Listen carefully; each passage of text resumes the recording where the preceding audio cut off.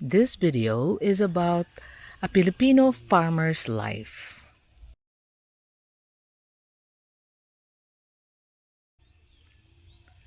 I'm here right now in one farm in Guba to see a farmer, and then I would like to share to you, my audience, that what an example of a simple farmer's life. This is the family of a farmer and his wife, and they live mostly on the land that's surrounding them. And unfortunately, they are not owning this land. As you can see, they're renting this for 3,000 pesos a year. But you can see that they are self-sufficient mostly. Here is their fish pond where they get their fish. This is full of tilapia. And then they got their carabao there on the mud pond. And most of their food is coming from their own farm. They have farms over there, and they live off the land most of the time. They sell some of the food, but you can see, look, we climb up the stairs like this, and this is their simple abode.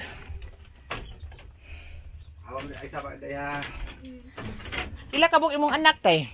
Tulo ra dap ma'am. Kanang tulo? Kanang dako sa ako sa nang pagmangkon. So, kasi nga ni mo tay? Edilberto. Eddie. So, Kuya Eddie here has 3 children, and most of the time he's just only farming.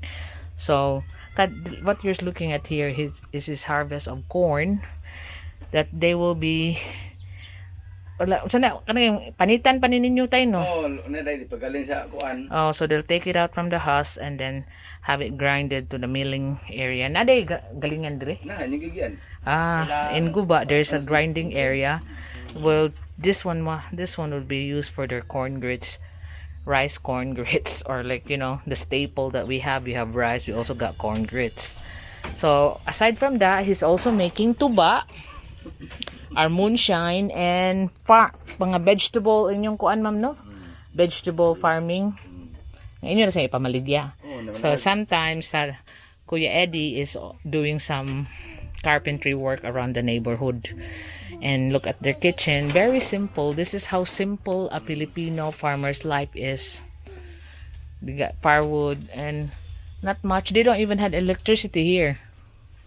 They're having kerosene lamps at night to lit up the place. Kani imo ni? O kani imo ha? Kani karira osa. Laki babae tanan.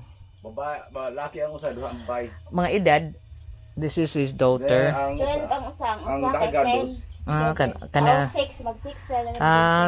10, and 11. So mag-study sila at night, magtingkira. Kanang kuan kay module maron kana ang So they study here with a kerosene lamp, which is this one. Gayon kun kuan adto sa Suga sa poste. dito sa iyan.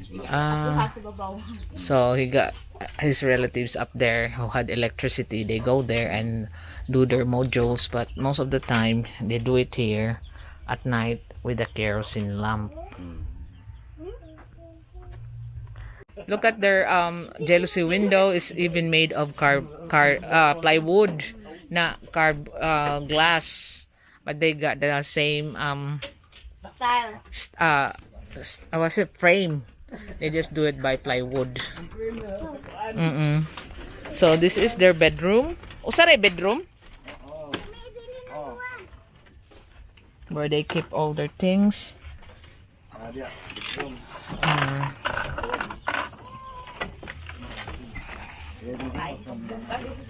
And lagi, he will show me some of his garden farm.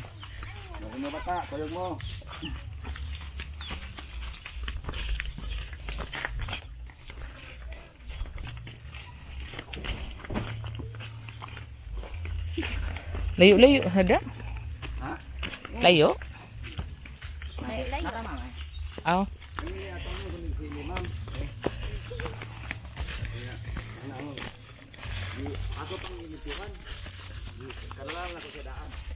He's now starting to farm because he's gonna buy some chili seeds to grow some chilies. You know, the tiny chilies or the kulikot chilies are very expensive right now, like 600 per kilo in the market.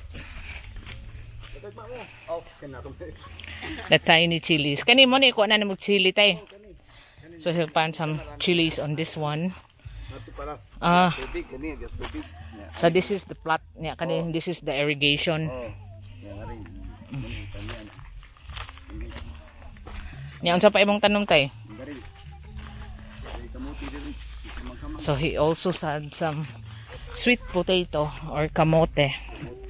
So he got it in different areas. Pila ka hektarya ni tanan imong yutag yabangan tay? Kani hektar ni kani murag 1.5 ni siya. So the whole area that they're renting for 3,000 pesos a year is 1.5 hectare. Kay kana ang lain sa ni abang sa ako ni ta ma'am. Lain sa nag-abang sa. So they only rent for 1.5 hectare for 3,000 pesos a year. Unsa na? So these are the corn that he's planting, and then that's the area over there is the sweet potato. Nakay kabaw tayo Ed.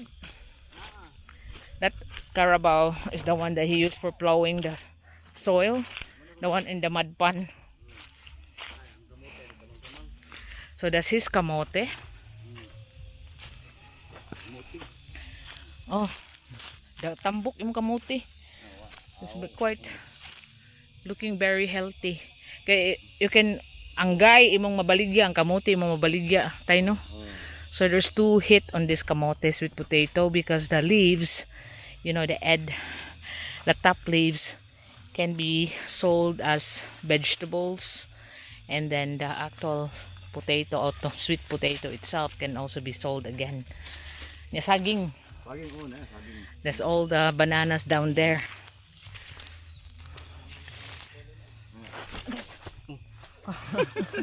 Bro, okay ra ang kita mag-farm inani tayo no? Kanang wakay samaro nang wakay trabaho.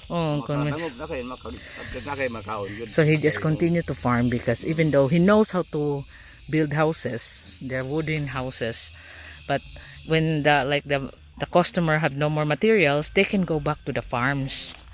That you can wait for your farm to yield before thank you God, before you run out of food, and you have your own food supply all the time because you can eat from your own yield, and the farming is always there because his wife can help the farming, but the nasa kay mga kuan dito kasaba, kamuting kahoy, kasaba plants. His wife can help clearing out the garden and planting some. So they just basically live on their own land niya. And yung tilapia daghan sa kitog sud tay. Dito na naganak sa sige. So they also got some spices.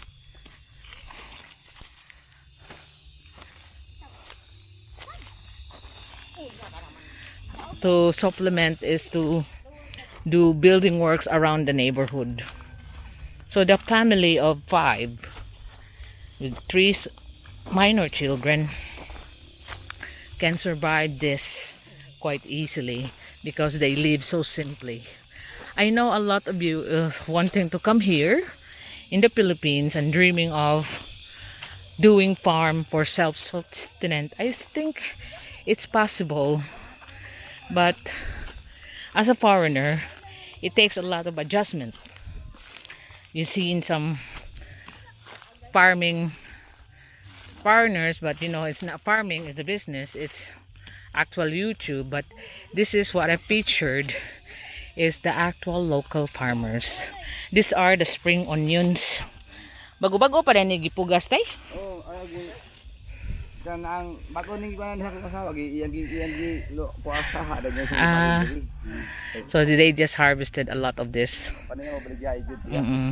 So they have to, this one is just newly, they have harvested this a while ago, and now this is the new growth from the Bunuhan niya gahapon. so the wife is doing all the fertilizing while he's doing the building work, and most of the inyo imo sa na di tay. Dili na ako na tilingan ta. Oh, because these are all like farming communities. The owner of the land of this one is in America, so they just rent it all, flat lands here in Guba, to farming families. So for the 1.5 hectare, he's renting it for 3,000 pesos a year, which is in a way help to the family.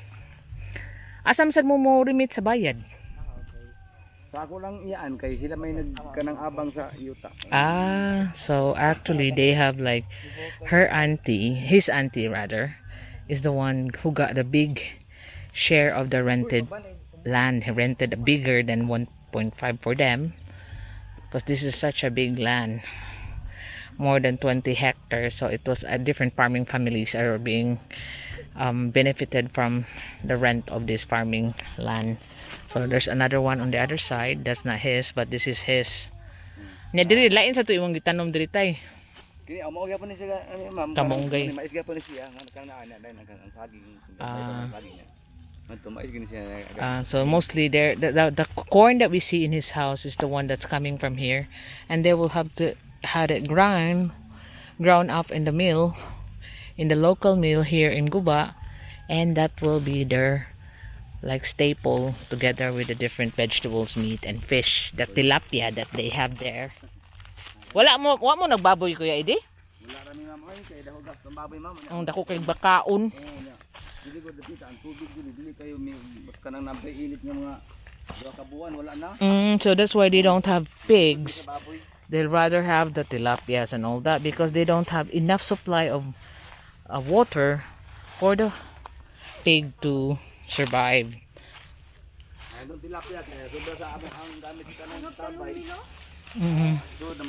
So this area here is another farming family, another 1.5 hectare. Are farming also different vegetables. So you can see these are eggplants, or what we call here in the Philippines as talong. So eggplant farming. So simple, because like you know that there's a food crisis now because of the war in Russia and Ukraine, but most of the Filipinos are relying on rice only around Asian countries, only a few from outside abroad.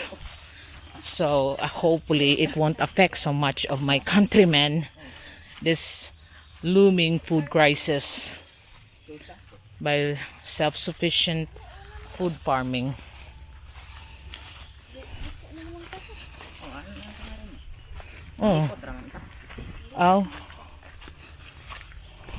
Nindot sa ninyo hatay kay kuan flat ba? Bro, ang tapit sa inyo ba? The best thing about this area is you can see it's flat. It's not going uphill like some of the builds that I have. So they can just farm.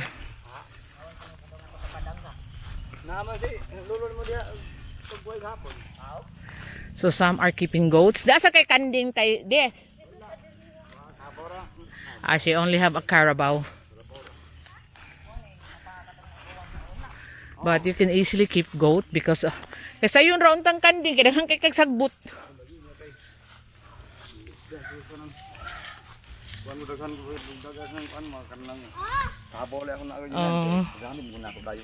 So he just spend his money on carabao because it can help him with farming.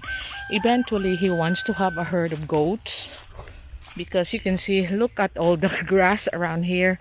You just tie them up and transfer them. But he's quite happy with his tilapia pond. Nagana. Lam kay ni siya tayo di? Wala kay kuan man ma'am kanang magsuot ko na ani tilapia. O buhat ka kanang ang iyang gilaw mo kuan ra gid kay 1 meter. oh kay kana ang So he said that they were told that you only have 1 meter deep. Dahan mga matay kang hangin yung sud niya. So it will be aerated. So there's no filtration, just normal, natural survival of the tilapia.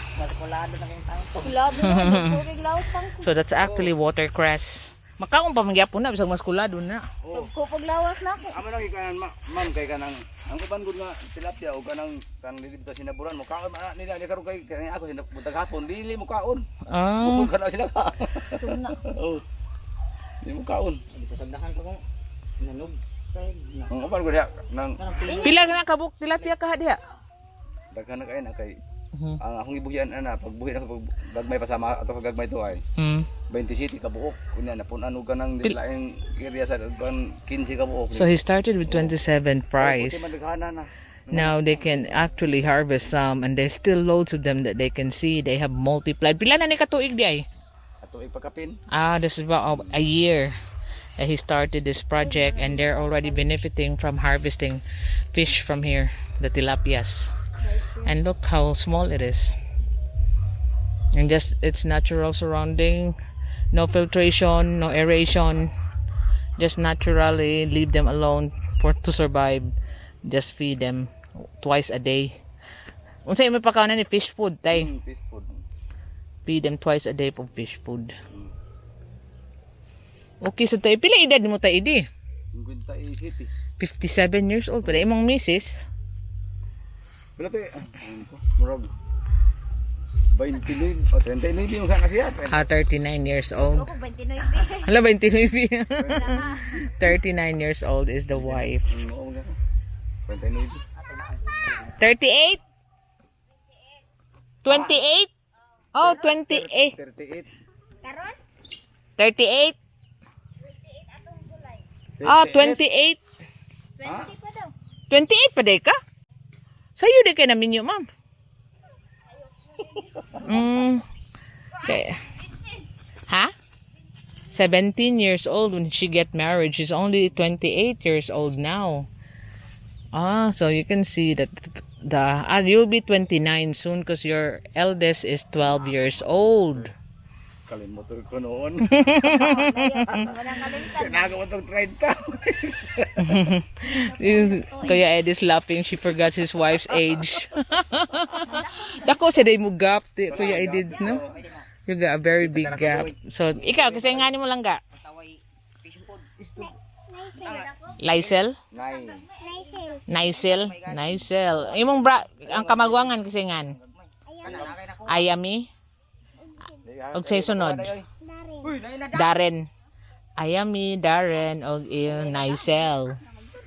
So this is the children of Farmer Eddie.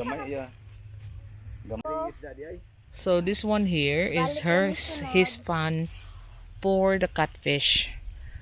And the catfish likes it to be like so like jungly effect. And they can swim underneath. So this carabao here is owned by Farmer Eddie. That's 7 years old. So that's also the catfish mo na no, mag-flow diha. The 7-year-old, and this is his new carabao, the other one here. That's the baby one, and 1-year-old carabao. He got a couple carabao. And look at all their chickens, the wild chickens that they just leave around the farm.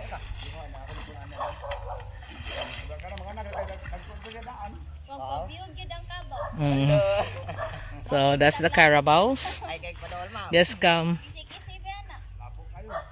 coming out of his fish swimming pool. So carabaos like the mud ponds, cool down in this heat, and they got this baby one. Kanino baby? Mo ni yung water. Mo ni mo tubig tay? So this is their water supply.